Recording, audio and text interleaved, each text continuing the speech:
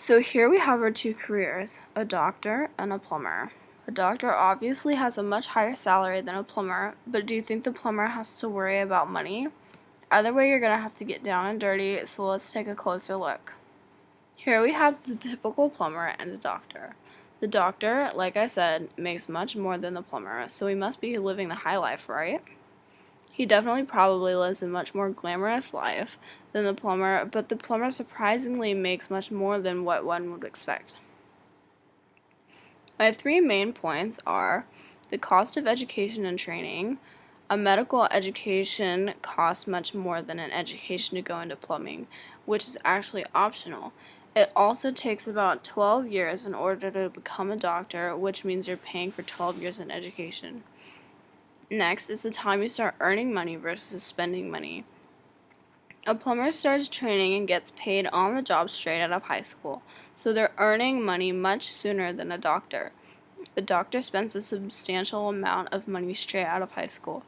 A doctor doesn't start earning money until he becomes an intern, which can only happen after about 10 years of training. So the plumber starts earning at year 0 after high school, while the doctor starts earning at year 10 after high school. Last is the time value of money, the cost of borrowing and spending versus earning and investing. When the doctor gets a loan to pay for school, he's going to have to pay it off after he starts earning money. So he's spending and borrowing money in order to go to school that will hurt him financially in the long run. The plumber, however, starts earning money and he can invest that money much sooner. So here we have our chart. Like I said, the average amount of years for a doctor's education is about 12. For a plumber, if you want an apprenticeship where you are getting paid on the job, you don't have to do any school. If you want to join apprenticeship, then you would have to do 2 years of community college, which only costs about $550 annually, as opposed to a doctor's education, which costs about $47,000 annually. This would put you in debt of $560,000 when you actually start working. For a plumber, only if you go to community college, you will only have a debt of $1,100.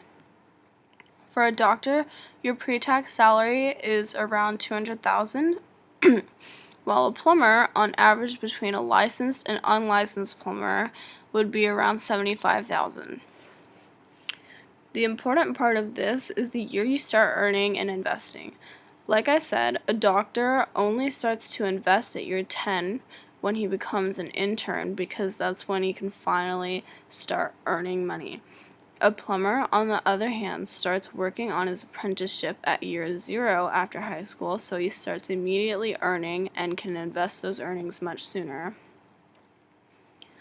Here is a chart I made on a spreadsheet. I got the 31 and 28 percentages from taxfoundation.org, so 31% of the doctor's income is taken out due to tax, and 28% of the plumber's income is taken out, which leaves us with $145,000 for the doctor and $54,000 for the plumber. We're going to assume that they each put 50% of their income into living expenses like food, houses, and cars. Keep in mind that because the plumber earns much less, he will be living a much more mediocre lifestyle, while the doctor will have many more luxuries. Now, if we take the monthly loan payment for each over 20 years at 8%, we are finally left with $1,700 of the doctor's income to invest and $2,200 of the plumber's income to invest per month.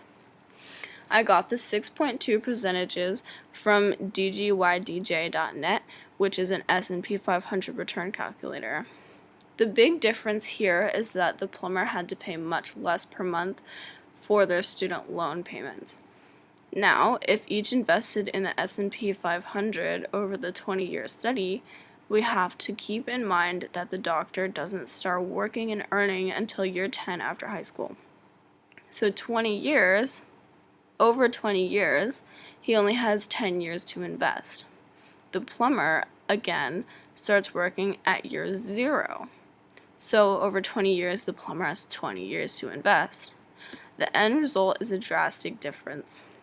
By the end of 20 years, if the investment return rate was 4%, the doctor would have $250,000, while the plumber would have almost $860,000. At 10%, though, the doctor's amount would just rise a little to $350,000, but the plumber would have nearly $2 million. That's a lot of money. So, in conclusion, the opportunity cost is that the doctor chose to borrow and spend money on an education that lasted for 12 years and missed the opportunity to save and invest by working and earning much sooner. The plumber chose to start earning and investing sooner, but with a lower income and a smaller house. And these are my sources for the information on my first chart. Thank you.